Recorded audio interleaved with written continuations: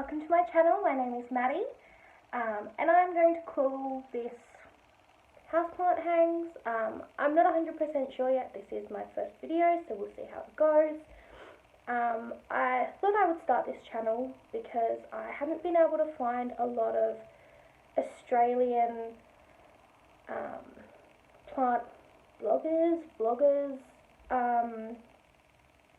just YouTube channels that are from Australian people, and I really like watching people like Amanda from Plantarina and Harley G and Bibi. So I thought I'd start one. I will talk about the things I wish that I knew when I first started collecting and loving houseplants.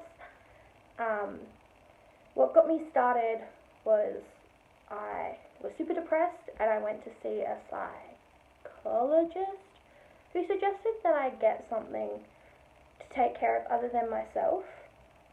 And so I got this baby two-leafed monstera, and watching it grow and developing fenestrations got me out of bed, which wasn't something that I was really doing unless I had to. So plants for me have been a literal lifesaver, and I thought I would share not all of my plants at this point. Some, about 5 behind me, as well as a booby pot, which I really like. So let's start this video. The first thing that I want to talk about is Lola light plants are not really a thing, and I'm still learning that. I've been in my house to rental for about a year and a half, almost 2 years, and I'm still trying to find the best places and where I can access the most light and make the most of the little bit of space that I have. The windows aren't situated particularly for houseplants, and if and when I move, I will be looking for a place that will be houseplant perfect, as I'm sure all other crazy plant people look for. So back to low light plants. Some plants will tolerate lower light, like your Sansevierias, but they won't thrive. They'll grow and they'll survive, but you know, they do prefer light. All things prefer light. They say if you can live comfortably in a room with just whatever's coming in through the window, then that's okay for a lower light plant.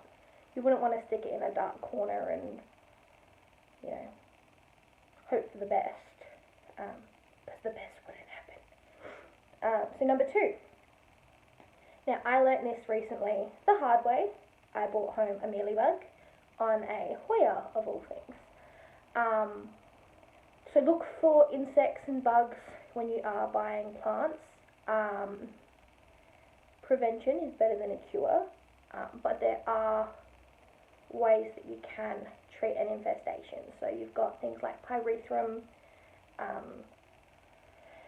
which I have used on occasion if I end up with aphids, which have come home with one of my begonias, and pyrethrum ended up killing my begonia. Not cool, guys, not cool. But then you've got things like neem oil, and some people say, you know, you can just wash off the bug, or you can use alcohol, like spritzy isopropyl alcohol.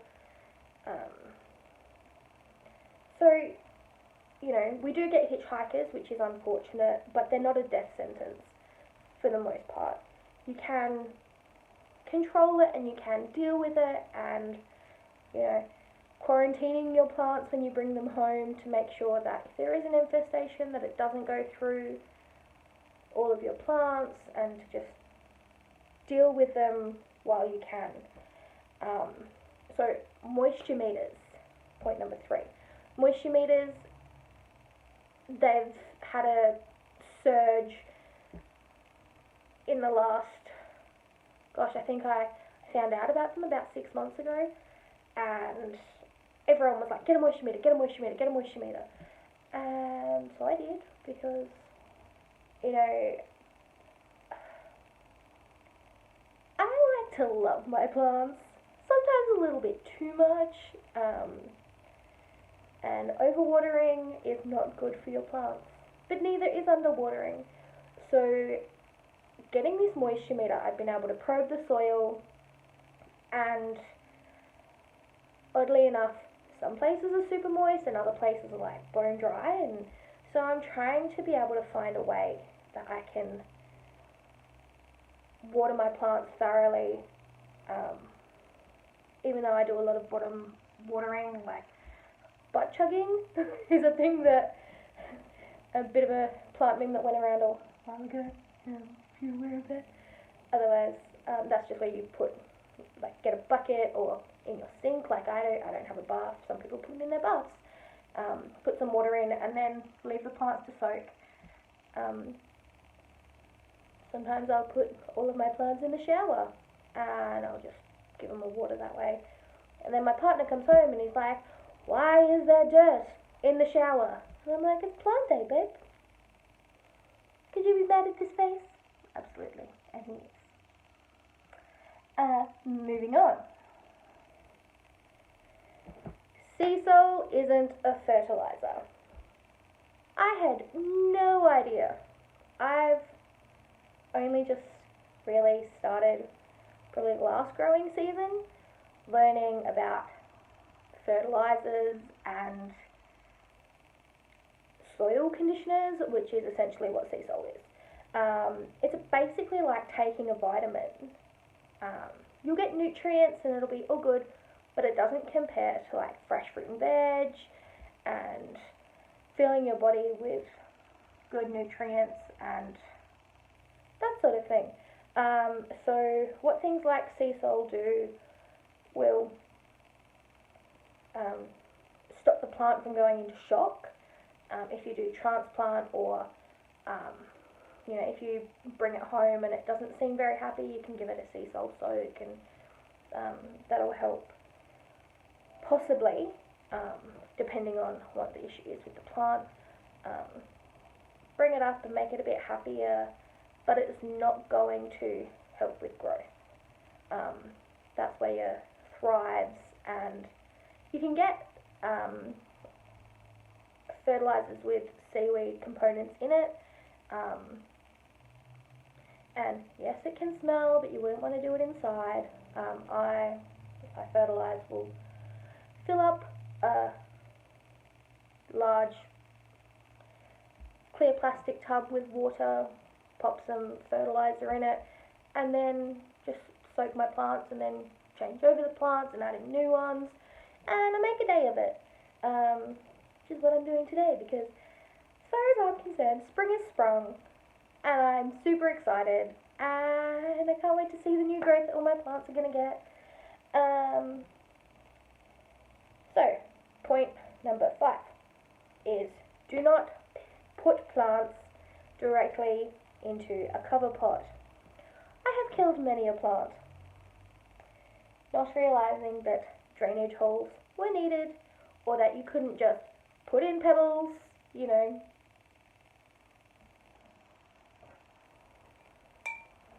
like here, because the roots are still going to be sitting in that water.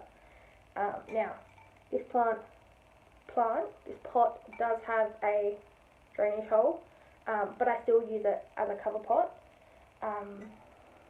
But something like this, which, yes, it is dirty. I can't remember what I had in it. It's just kind of sitting here at the moment. You couldn't put a plant directly in it, because the roots would sit in the water and it would be just a soggy mess.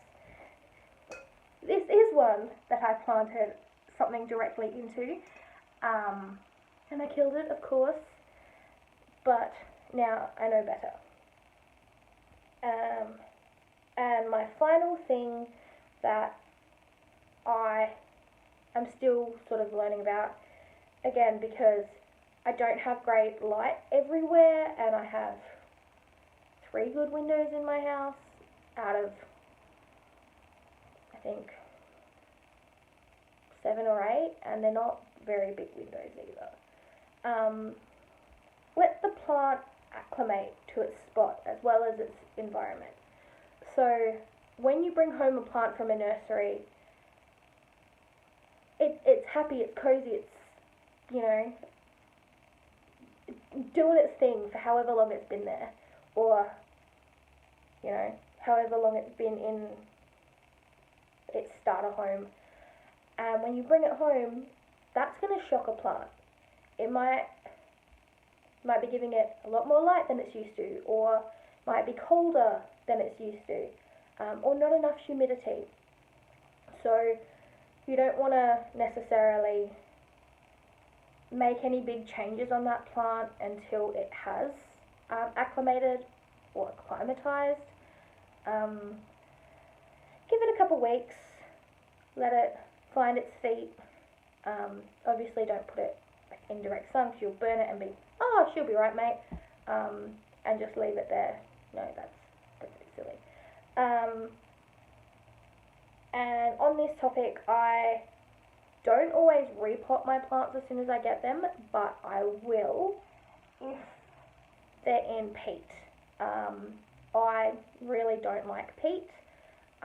It's supposed to be good for drainage, or I don't know, but I find it really soggy and smushy, and I find that my plants don't dry out as well, which is why I have a lot of plants in terracotta, which helps to wick away the moisture and to help keep the plants a little bit drier. So if you are heavy-handed with water and loving your plants, then it's not that big a deal. But yeah, those are my things that I wish that I knew. If you have any questions, please leave them in the comments below. And let me know what you wish that you knew when you first started loving houseplants, or plants in general. If outdoor gardening is your thing, what's your favourite plant? Why? If indoor plants are your thing, what is your favourite and why? And what drew you in? I'd love to know. And I look forward to seeing you in my next video.